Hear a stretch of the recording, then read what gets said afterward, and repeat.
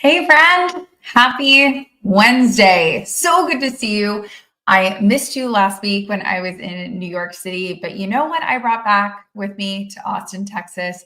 I brought back some cold weather. I must have captured all the little flurry snowflakes that were in New York, and I magically brought them back with me to Austin, Texas. I would love to know what the weather is like where you are at.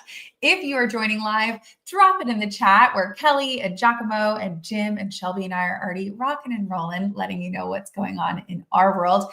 If you are listening on your favorite podcast platform, just, maybe a little later in the week, maybe you're walking the dog or folding laundry or doing dishes. No worry, you can telepathically tell me how the weather is in your world, and you can telepathically answer a lot of the thought-provoking questions that we are going to have in here today. If for any reason you have to jet out because you have a meeting or you have somewhere you have to be, no worries. Again, you can always listen to this on your favorite podcast network, or you can come back and watch a replay either on YouTube or on LinkedIn. So we got you covered no matter what. Mohammed, it is good to see you. Jeff is in North Virginia where it is pretty freaking chilly today. I get it. Seattle, Washington, and Dallas is chilly too. My goodness. It seems that over here in the US, Santa Claus maybe is coming a little early and sprinkling some frostbite wherever he goes. That's just the time of year, I guess. And speaking of that time of year, it is the time of year when I really like to sink into evaluating 2024, obviously looking to 2025, sort of that natural inflection point as we kind of round out the year and start heading into a new year. And one of the things that I personally started to really sink into was how I was making decisions. I kind of zoomed out. I feel like a lot of people focus on like, where are we going to be in 2025 and what are our goals and how are we getting there? And at the end of the day, that's really kind of a big decision, right? Am I zigging or am I zagging? Am I going to go left or am I going to go right? How am I going to, think about this next year, or think about my career, or think about where I go from here? It's big decisions to kind of aim where you put your energy, because I know you're super successful. You have a million places that you could put your time and attention. And at the end of the day, it really is a decision about where you aim that time and energy, not only in your work life, but in your personal life, and how you kind of deal with the problems that come out of going which way or another way. So anyways, I started going down this rabbit hole, and you can imagine I very quickly found somebody that I was just flabbergasted with in terms of what she has been able to accomplish and work out, and the frameworks that she has been able to develop. And that is our good friend Cheryl, who we're having coffee with today. And if you don't already know about Cheryl, you absolutely should do a little Google stalking on her right now. So again, if you're washing the dishes, don't worry about getting your hands wet. I'll give you a little background. But if you are able to type, you're on your computer, or you are, listening to this in a car or something, type out her name, because wow, Cheryl is super impressive. She has written not one, not two, but three books, award-winning books, which most people in their lifetime don't write one. She's written three. She's an adjunct professor at Columbia and Cornell. No big deal. Small schools that nobody's heard of. Please. And among all of that, has managed to find the time to put out a new LinkedIn Learning class all about using AI to make decisions. So again, if you thought you were busy, I know I thought I was busy. We're not busy compared to Cheryl. So we are very lucky that she is joining us for coffee to impart some of her wisdom on us today. So wherever you are in the world, Rachel and Rich and stuff, please raise your cup of caffeine and help me welcome Cheryl to our coffee chat.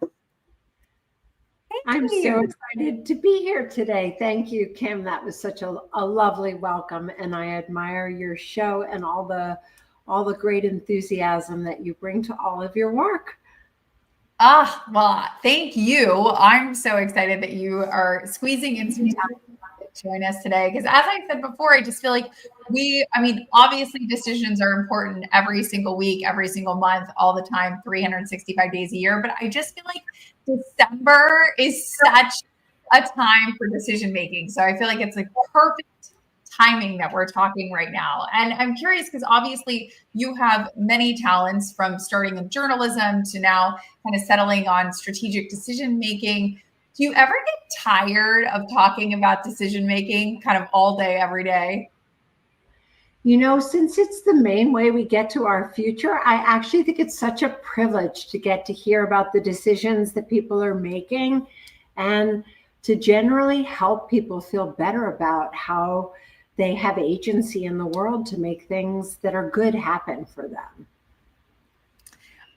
100% agree. And one thing that you touched on a lot in your content that I was super curious about was, I feel like one of the common myths or misconceptions is that decision making has to be fast, it has to be solo, and it has to be something that is unchangeable. Like, I feel like that's sort of the archetype of, like, if you're a good leader and decision maker, you are like fast and efficient and solo and kind of commanding, and you can't change your mind because that shows weakness.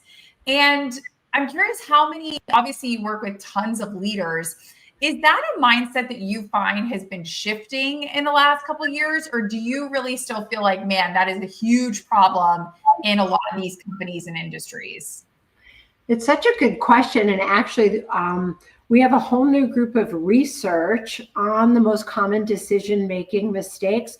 We invite everybody, if they are interested, to take a quiz about what I call decision-making myths, which are some of these common misconceptions about decisions. You can do it at app.areamethod.com. And some of the types of things that you're talking about, too long we've thought that it's just our decision alone, when actually our decisions can't really succeed unless the other stakeholders are included and help holistically solve our problems.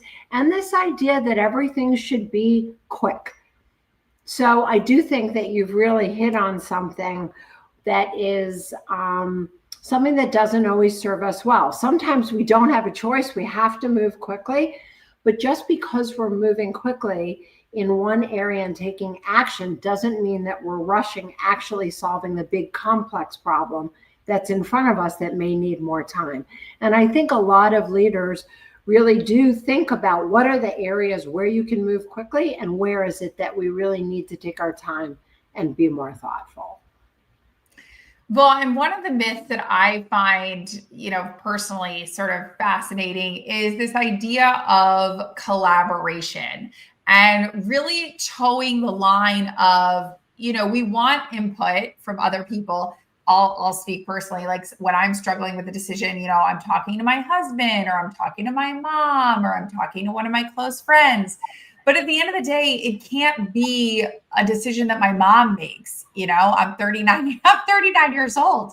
At some point I must grow out of that, or my husband. And so I guess, how do you think about, or how do you advise people, kind of how democratic do you make decision making? Oh, that's a really interesting question. You'll have to answer that for me after I answer it. I would say that one of the things you can think about is who actually is the decision owner. There are times where the group actually is the decision owner. If you're planning a family vacation, having that vacation work for everybody shows you that there's not one owner, but the unit is. There are other times where you actually are the decision owner, but even then your ability to make that decision actually succeed for you means that you're bringing your husband along. And so thinking about really when it is that you are the owner of that decision and when your ownership doesn't benefit from taking it all by yourself. And that's why I actually have a tool that I recommend not only for yourself when making decisions, but in aligning with others around decision making, which is what I call the vision of success. And that is, before you make a decision, can you imagine jumping over that decision so that in your mind the decision is made and done with? What's happened that shows you that you've made a good decision? And this idea about time traveling past the decision can help you and other people think about, what does success look like? And this is an easy experiment that we all can do, that's free, that can help us have a much clearer idea about where it is that we're going. So share with me, how do you think about democracy and decisions? For me, it kind of boils down to, what am I able to sleep at night kind of giving away? So one of those things where it's like, if it's a low value decision, I'm like, okay, left or right, I'm going to be able to put my head at the pillow at the end of the day and be like, that was fine. For some of these other decisions, it's like, oh, if I were to cut this person out of a deal, or if I were to, discard this person's input, like I might toss and turn a little bit as I lay down to sleep. And so I think as an entrepreneur, that's sort of, over the years, that's kind of been my guiding viewpoint of what am I going to lose sleep over, essentially. I think that's a great way to think about it, because then you really sort of know what your guardrails are. Like, what is the risk that you're not willing to incur? And that's very nice. Totally. And I wanted to kind of go back for a second, because when you were talking about the quiz, you kind of gave us a resource to use for that. But you talked briefly about the area method. And I wanted to backtrack, because I've stalked you and read all about you and listened to your courses and stuff, but it dawned on me. I was like, wait, Kim, not everybody's a stalker. So for anybody that hasn't stalked you, can you go over what the area method is and kind of catch them up a little bit?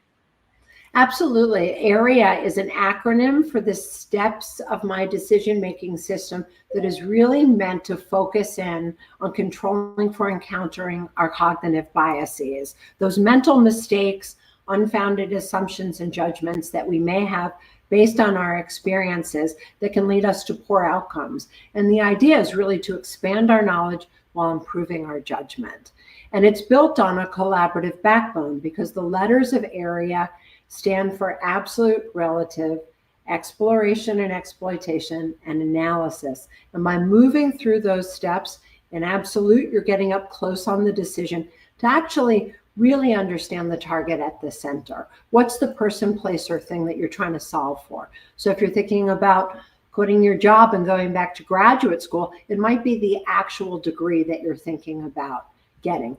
And then in relative, you're thinking about the ecosystem and the environment, those things that are related, the contextual things that are related to the decision target, but not actually at the center. So if you've now thought about what kind of a graduate degree program you're interested in relative, what are the schools that offer that? And then what are the metrics that they give you about where they place people, how quickly they place people after, and how satisfied people are with those programs? Maybe it's even, for example, having an idea of looking up on LinkedIn, where are those graduates now, and so on. Then in exploration and exploitation, you're beyond documents. You're now looking at the difference between the map and the terrain. So exploration is identifying people who can actually share with you knowledge that you can't find in those documents. Well, what does it actually look like? If you're in those programs, can you get into the required courses, or are you cut out? Those things that you can't find unless you actually gain personal experiences. In exploitation, this is a totally new part of complex problem solving. And this is the idea that all data doesn't have the same diagnosticity, but that we can use some creative exercises that are very sensible to help us to think about how our evidence stacks up against our hypotheses for the way that we're thinking about solving the problem. And then in the final step of the process, in analysis, I call this making our mistakes before we make them. How can we have a system for complex problem solving that can help us mitigate the downside, identify the weaknesses, and then strengthen our ability for a path forward to succeed for us. And that's using commonplace tools like a pre-mortem, where you imagine before a decision is taking place that the decision has failed. You explore failure, and that unearths some weaknesses, so you can actually set up safeguards to prevent the kinds of failure that you identified before taking the decision. So that's just a brief overview of how AREA helps you to check and challenge some of your biases. Make sure you include your important stakeholders, build in strategic stops to really think about timing and decision making, and holistically solve your problem.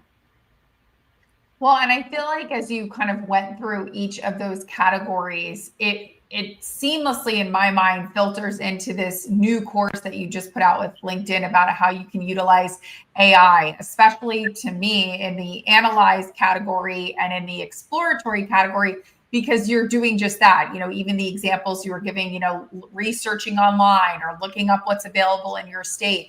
It seems like AI could really facilitate a faster movement through each of those zones. You know, what has been, you know, your relationship? Just because I feel like a lot of people in this space, I don't want to say it's a love-hate, but they're either like, I don't want to give any of my decision-making over to AI, even if it's something as simple as research. And then there's other people, I think you're in this camp, who are a little bit like, hey, it's a tool in the toolbox. Not saying it's the only tool in the toolbox. You know, there's a hammer, there's a saw, there's a box cutter, there's lots of tools. Not saying it's the only tool, but like, let's dabble in it. So, you know, how did you kind of approach AI when it first started coming out in the last couple of years? And then how you utilized it as one of, not the only tool in your toolbox? I think it's a really important question because this is such an exciting technology. And so, you know, initially I tried out the different types of large language models, and it'll be really interesting over time to see if they end up converging or if one ends up sort of being a clear winner.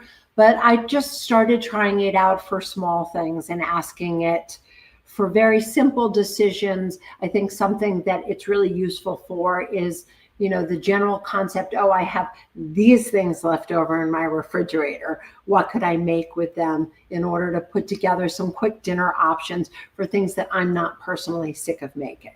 So for that, I think it's really useful. But what I think it really brings out is just how important it is for each of us to think about the decision-making skills that we currently have.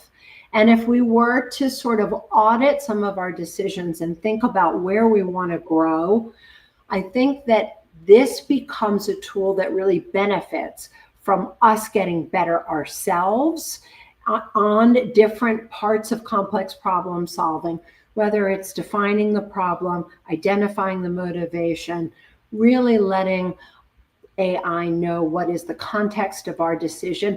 Those are areas where if we can feel increasingly comfortable that we own those skills, we can use AI to then give us all sorts of its wonderful information that it has at its fingertips that is just beyond our experience, because we simply can't know as much as AI does.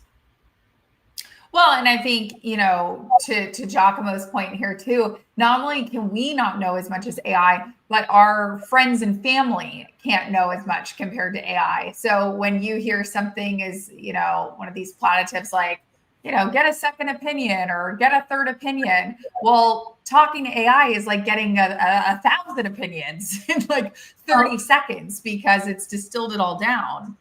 Well, you make a really interesting point, because when you ask somebody else for their opinion, they're going to answer it as they are, because we normally do from their own perspective. So if you're looking for an apartment and the realtor that you're talking to has 5 Soho apartments that are up, you may get their opinion that is based on their worldview. And when you talk to AI, what's so interesting is because it doesn't know you, it's going to give you, in a way, an answer that's more easy for you to press on. Well, why did you answer it for me that way? What is your information based on? And so it becomes really useful because it combines maybe the wisdom that others who we know might have within their knowledge, and then it brings in this extra concentric circle of information that we can't have. And that sort of agnostic response can be very useful as something to react to. 100%. So for someone who is kind of leaning forward and listening to us and saying, yep, Cheryl, got it. I've played around with, Chat GPT. I've let it make some recipes for me, or I've let it, give me an outline of a travel schedule over the holidays. But now I want to start dabbling with it in a career or work capacity. Obviously you have the privilege of working with amazing organizations and entrepreneurs. What are some ways that you've kind of guided them to say, okay, I know it kind of can be a little intimidating to introduce AI when it comes to the workplace, but here's, 2 or 3 examples of low-hanging fruit, or kind of a gateway to kind of bring it in out of the personal category and into the work category? I think that's a great question. One thing that I have found super useful is you're preparing for a meeting. Can you work with AI to say, I'm meeting so-and-so. I want to, what can you share with me that would be some good questions to better get to understand this person's work, or to better get to start off the relationship about whatever it is that we're going to be working on together. I think some people are so naturally bubbly, like you are there, find it so easy to walk into a new meeting and meet a new person. But I think for many people, that idea that they've really got some preparation and that they have a way to step into it with a little greater comfort, AI, I think, is an easy tool to use for something like that. Yeah, I feel like that's definitely a great sort of low-hanging fruit one. And I will also plug, I have no skin in the game. If you pay, I think it's $20 a month for the pro version of Chat GPT, it is connected to the internet. I mean, you could use Perplexity and some of these other sites as well. But I will say, especially if you're doing research on someone, you kind of want, at least as much as possible, the most up-to-date information on them. So it's kind of worth the extra $20 a month to have ChatGPT be able to access the internet. But again, you can use Perplexity for free. What apps are you paying like the premium for in terms of AI? I have the premium ChatGPT.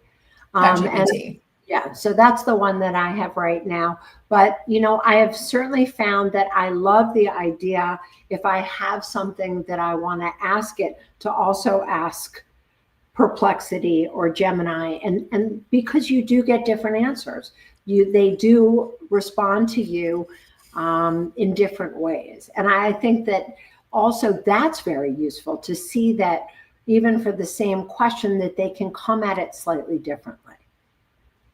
Yeah, I think gathering, especially if that's an easy cut and paste it in 3 different places. That's a really kind of fast way to get as much information as you can in a really quick manner. What do you think has been the biggest, like, as you work with these different organizations, what do you find is kind of the biggest pitfall or the biggest struggle that these CEOs or senior executives have, either A, when it comes to using AI with decision making, or B, just maybe decision making in general? Yeah, one thing that I see over and over is that people think of research and analysis as one step, and they're actually 2 very different things. So many people are happy to do research, but then they assume that their mind has figured it out and made sense of everything. It's a totally different step. And assuming that you know what something means is very different than actually synthesizing it and thinking about the diagnosticity of it. And so that is one that I find time and again. And it doesn't matter your level of seniority. Yeah, I think it's just really one of those things that you have to kind of dig into as much as possible. I wanted to touch on this point from Jeff because I think it's super interesting that, you know, obviously our stress levels when it comes to decision making, and I will selfishly say December in general, feel like the holidays and travel and family, stress is not in a low category at this point. How do you think about reducing stress? I feel like analytically, yes, we can use all these tools to help make better decisions, but there's also like a physiological, whether it's like sweating or heart palpitations. I mean, there is that sort of fight or flight caveman physical response to decision making as well. So how do you guide people, or how do you think about that? It's a great question. So thank you, Jeff, for that. I don't think emotions are the enemy of good decision making. I think they're actually giving you a lot of information. And so if we can identify and label something that has got greater specificity than stress, I think you can really use that information to help you understand. Are you feeling a time constraint? Right? That might be an urgency. Or are you feeling like this is really high stakes? Now it's not about time urgency, it's about importance, and so on. And so I think you can really use that information to give you clues as to why the problem is uncomfortable for you. And I think from there, you can take emotion, which can feel heavy and stuck and have no directionality, and you can give it direction. As soon as you begin to get direction, you can get momentum, and I think you can feel like you're on your way to solving the problem. I love that you touched on this point about kind of not having a direction or indirection, because Hiromi brings up this point about if there's somebody like her or others that are joining that are like, oh my gosh, Cheryl, I am like an indecision type of person, like analysis paralysis. I can't choose left or right. That's just kind of how I am. Obviously, you've come across many people like Hiromi. What sort of advice do you have for somebody who's joining us today who's like, yes, me and indecision are two peas in a pod? So first, when you go to that link that we talked about before at app.areamethod.com, there's actually 2 quizzes you can take. So the second one is to learn your problem solver profile. And this can help you self-categorize yourself into one of 5 different dominant ways that people approach their decisions. And they each have beautiful strengths, but they each have some common cognitive biases that get in their way. When I think about indecision, I think that probably means you care about your decisions a lot. You really want to make what you consider to be a good decision. And you know what? That's a good thing. You want to understand the why behind your decision. At the same time, you don't want it to necessarily stop you. So one of the things that I would consider is this idea of the loss aversion, which really impacts what I'll call thinkers, which is one of the 5 problem solver profiles. This is somebody who would rather mitigate the downside than either solve for the best possible outcome or the best outcome possible. So maybe I would recommend thinking about what is it that you're actually trying to prevent? What is that threshold at the bottom? And then ask yourself, what's the best thing that could happen? And flip it upside down, so that instead of just worrying about how it could go wrong, you can take that indecision and flip that into opportunity and possibility. And I hope that that turns out to be something that can make it feel a little bit more maybe exciting to step into your future. Yeah, I love this idea of really turning that indecision into an opportunity. I feel like that's a great sort of framework for us to keep in mind. I also wanted to highlight this point from Rachel, who was saying, you know, there is a difference between indecision and then decision fatigue. So it's not the inability to make the decision. It's almost like I am too tired. Honestly, this reminds me sometime of like dinner. It actually happened to my husband and I two nights ago. He came downstairs and he's like, what's for dinner? And I'm like, I cannot make one more decision for today. Like I've used up like all the decision making that is like in my tank. And it's not because I'm unable to make the decision. It's just, I had such fatigue 2 days ago that I just couldn't even do something as simple as help make a decision on dinner. So how do you work through somebody like Rachel and I that are just like self-aware enough to know it's really about the fatigue more than the inability to make a decision? Rachel, it's a great point that indecision and decision fatigue are different things.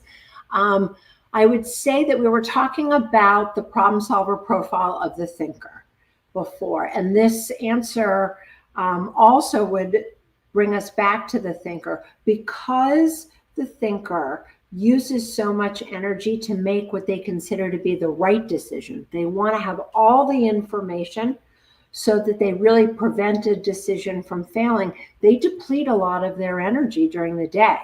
And so if they're wrestling with some big thorny problems, they could come home and decide that they don't even want to think about dinner. But some of the other problem solver profiles use their energy very differently, and they almost never have decision fatigue. So I will give a plug to my wonderful colleague, Emma Trout. She is an adventurer, which is very different from a thinker. An adventurer is somebody who is optimizing for forward momentum in their decisions. This is somebody who views decision-making as an opportunity and exciting. And one of the key cognitive biases that I think is so beautiful about the adventurer is an underlying optimism bias. If she takes a decision and it turns out not to work out, guess what? She always has the next decision ahead. And she also has kind of an internal compass that is very different from a thinker, because an adventurer has a very well developed intuitive sense of the right way forward, a gut decision maker. And so some people and different kinds of decision makers feel much greater indecision and decision fatigue than others.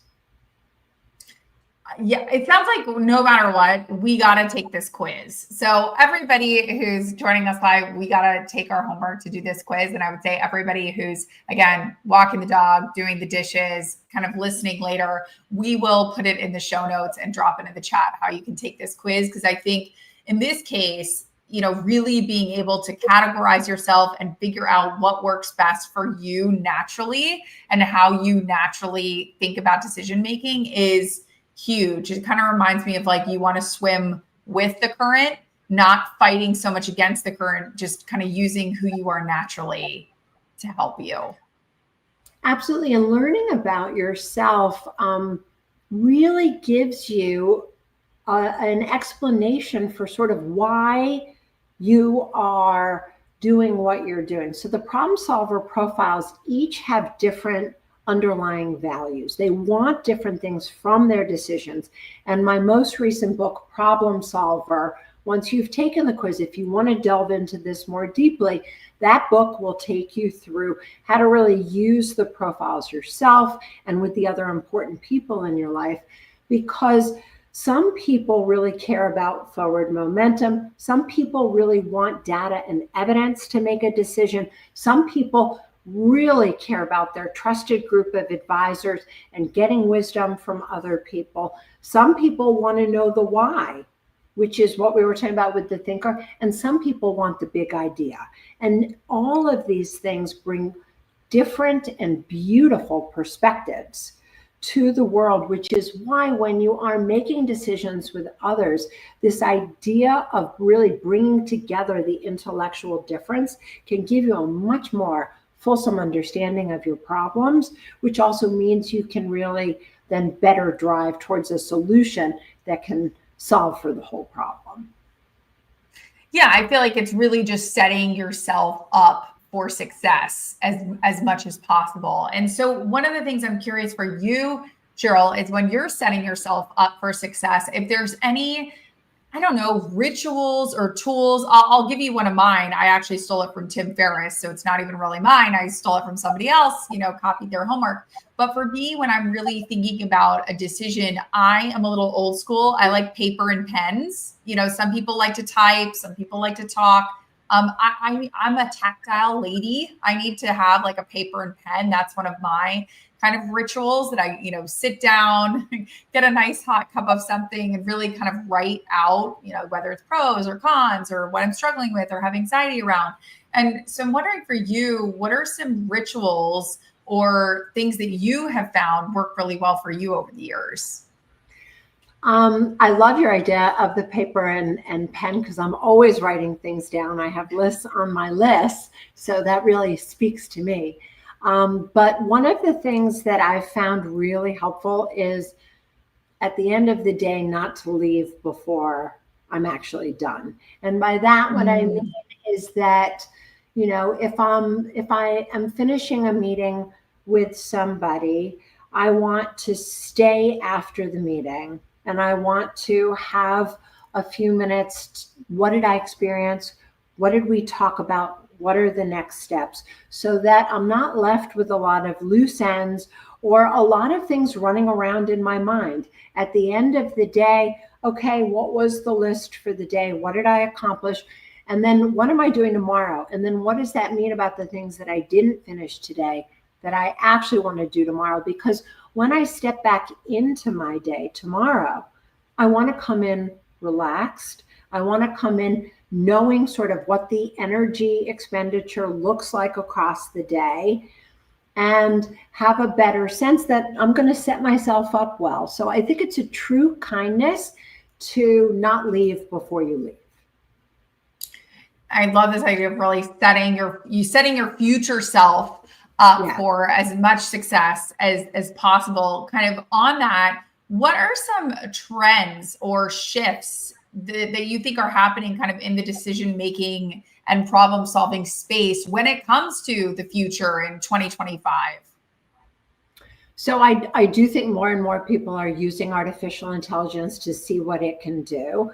And I also think there's been a real growing emphasis that we need to be able to deal well with the other people with whom we make decisions. And I think that that's why some of this research about the problem solver profile has really caught on. I've noticed just for myself that it has transformed my relationship with my mother, for example. This idea that, we tend to, because we're locked in ourselves, elevate our own way of problem solving as the right way. And maybe we denigrate or think that somebody else is hasty, or I saw the term before that somebody was using about analysis paralysis. But once we have a greater appreciation for the fact that there are these different ways to solve problems, we can recognize that one is not better than the other, that somebody's just optimizing for something that's different, but equally valuable to us. And it can give us much greater appreciation for those people maybe who we had friction with before, but now we can see it as creative tension. And so I think there's a real growing emphasis on the fact that we actually have to make decisions with each other and that should be more fulfilling and satisfying. Yeah, I think as much as you can do to really get as collaborative as possible is only going to lead you in the right direction.